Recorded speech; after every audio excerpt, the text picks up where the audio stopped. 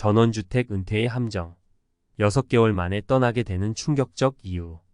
은퇴 후 도시 생활에서 벗어나 한적한 전원주택에서 여유로운 시간을 보내고 싶다는 생각, 많은 분들이 한 번쯤은 해보셨을 겁니다. 바쁜 도시의 삶을 뒤로하고 자연 속에서 살아가는 모습은 매력적이죠. 하지만 현실은 다릅니다.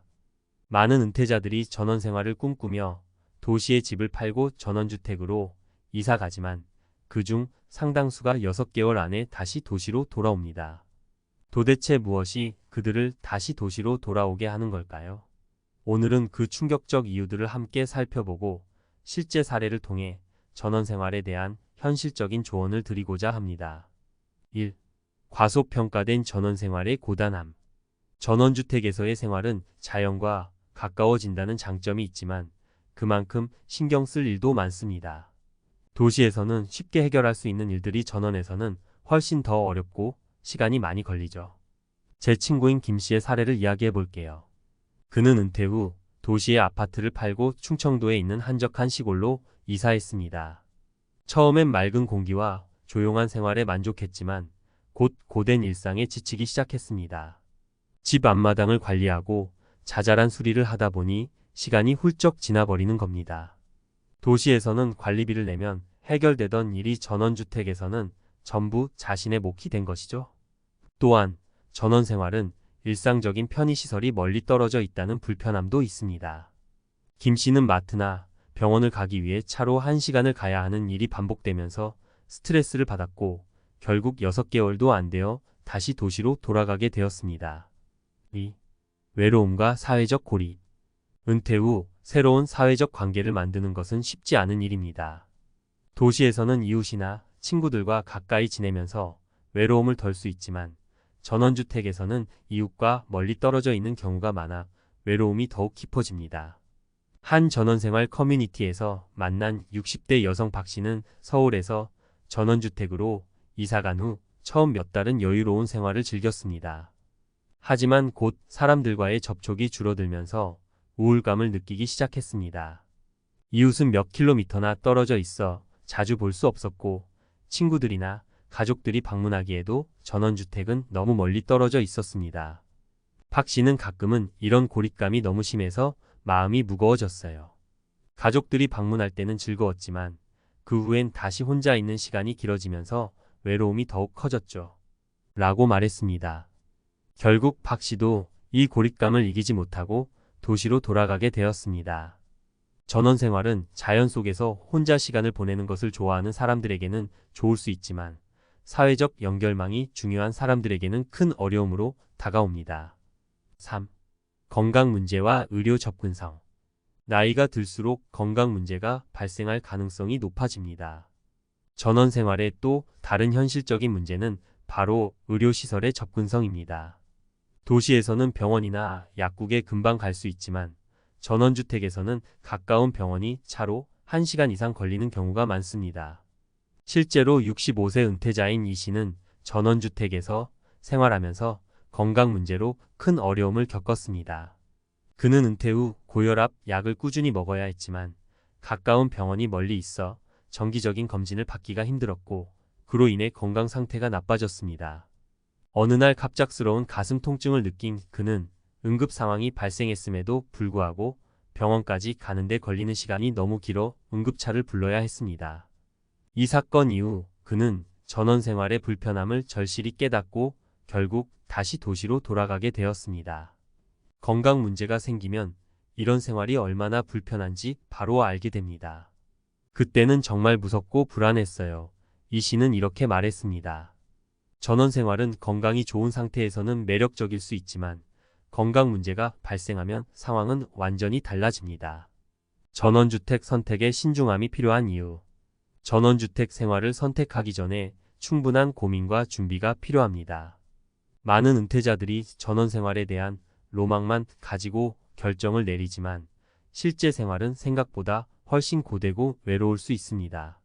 앞서 소개한 사례들에서 알 수 있듯이 전원주택은 많은 책임과 불편함을 수반합니다.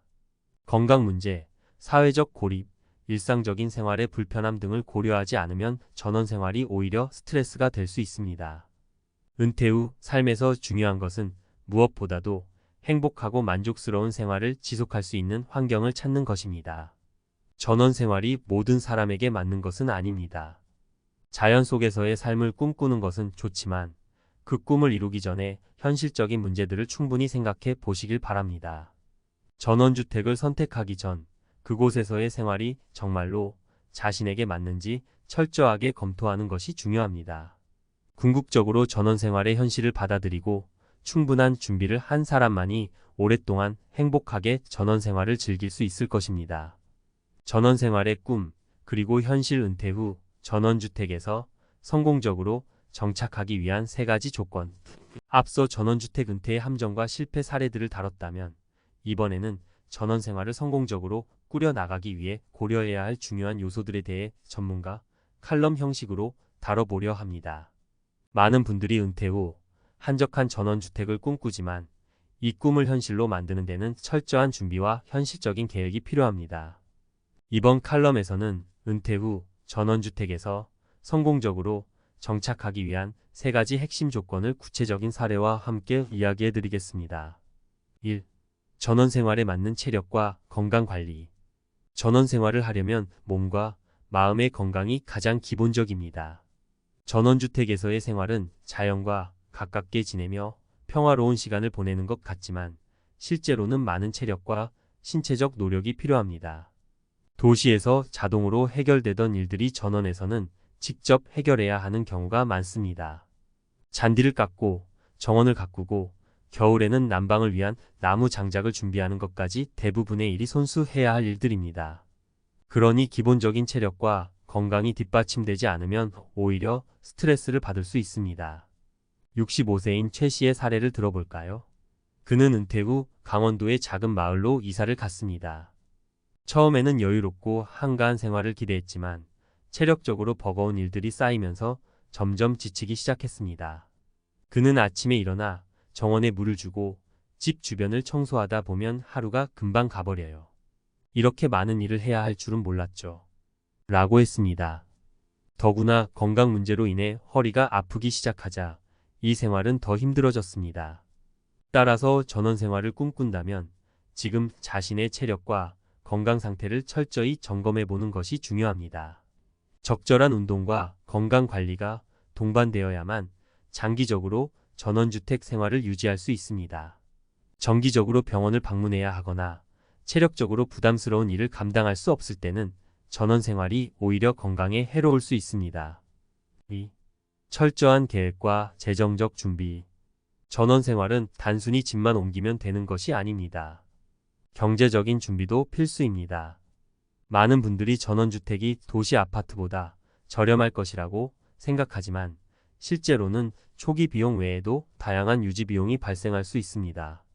특히 전원주택은 관리가 중요하기 때문에 정기적인 수리와 유지가 필요하며 이런 비용은 생각보다 큰 부담이 될 수 있습니다. 50대 후반에 은퇴한 박 씨의 경우 전원주택으로 이사한 후 예상치 못한 수리 비용에 당황하게 되었습니다.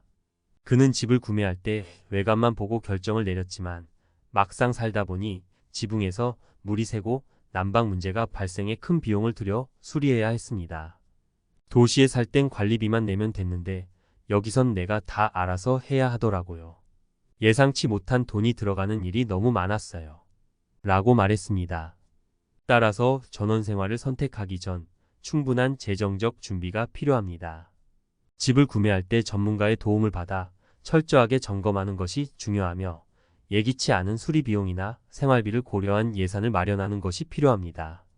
또한 전원생활에서는 경제활동을 지속하기가 어려운 경우가 많으므로 은퇴 후 지속적인 수입원을 확보하거나 안정적인 재정 상태를 유지할 수 있는 계획을 세우는 것이 필수적입니다. 3. 사회적 연결망과 커뮤니티의 중요성.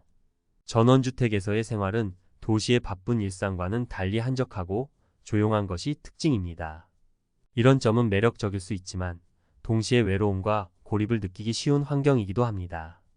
도시에서는 언제든지 가족이나 친구들을 만나고 다양한 사회활동에 참여할 수 있지만 전원생활에서는 이웃과의 거리가 멀고 새로운 인간관계를 형성하기가 어렵습니다. 사회적 연결망이 약해지면 우울증이나 고립감을 느끼기 쉬워지며 이는 전반적인 삶의 질에 악영향을 미칠 수 있습니다. 사례로 62세의 김 씨는 은퇴 후 경남의 한적한 시골로 이사했습니다. 처음엔 조용한 환경을 즐겼지만 점점 외로움이 커지기 시작했습니다. 그는 처음엔 자연 속에서 혼자 지내는 게 좋았는데 시간이 지날수록 사람들과의 관계가 그리워지더라고요. 친구들은 도시에서 바쁘게 지내고 이곳에서 새롭게 관계를 맺는 것도 쉽지 않았어요. 라고 털어놓았습니다. 전원 생활에서 성공적으로 정착하려면 지역 사회와의 연결망을 만들어가는 것이 중요합니다. 지역 커뮤니티에 적극적으로 참여하거나 동호회 활동 등을 통해 새로운 인간관계를 형성하는 것이 필요합니다. 또한 가족이나 친구들이 자주 방문할 수 있도록 교통 편의성을 고려한 위치를 선택하는 것도 중요합니다. 인간관계는 우리의 정신적, 정서적 안정을 위해 중요한 요소이기 때문에 이를 소홀히 하지 않아야 합니다. 전원생활, 신중한 선택과 준비가 필요하다. 전원생활을 꿈꾸는 은퇴자들에게 중요한 것은 준비입니다. 위에서 언급한 세 가지 조건, 즉 체력과 건강관리, 재정적 준비, 사회적 연결망은 성공적인 전원생활의 필수 요소입니다.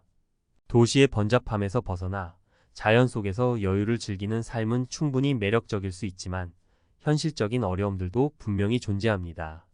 이를 간과하고 준비 없이 전원생활에 뛰어들면 6개월 만에 다시 도시로 돌아오는 결과를 초래할 수 있습니다.